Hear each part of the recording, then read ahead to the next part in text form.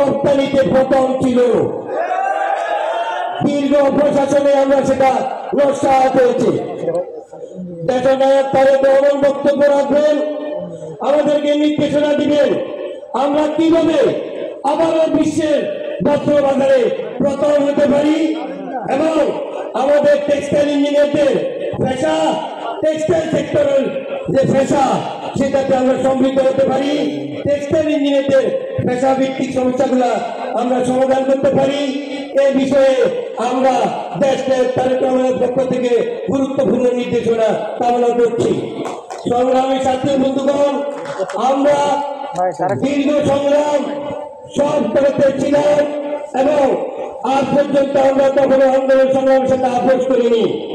আমাদের সাধারণ টেক্সটাইল ইঞ্জিনিয়ারদের একটা দাবি, আমাদের সম্মিলিত পেশাজীবী পরিষদের সকল সংগঠন সমানভাবে সক্রিয় না থাকলেও জাতীয় নির্বাহী কমিটিতে একাধিক প্রত্যেকটা সংগঠন প্রায় আছে, কিন্তু টেক্সটাইল সেক্টর থেকে এই জাতীয় নির্বাহী কমিটিতে আমাদের কোনো প্রতিনিধিত্ব নেই। যদি আমাদের প্রতিনিধিত্ব নিশ্চিত হয় তাহলে আমরা সম্মিলিত টেক্সটাইল সেক্টর এবং স্বনির্ভর বাংলাদেশ গঠনে আরো বলিষ্ঠ ভূমিকা রাখতে পারবো বলে আপামর টেক্সটাইল ইঞ্জিনিয়াররা মনে করেন।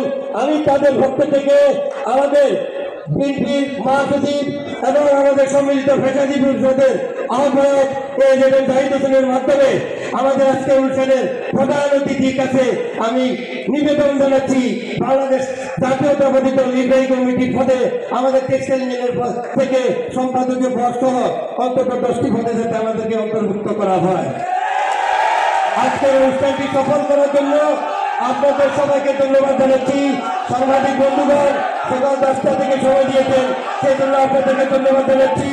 পরিশেষে নেতৃবৃন্দ এবং আজকের অনুষ্ঠানের প্রধান অতিথি আমাদের সকলের অন্তরের অন্তঃস্থলের স্থান দেশ তারেক রহমানকে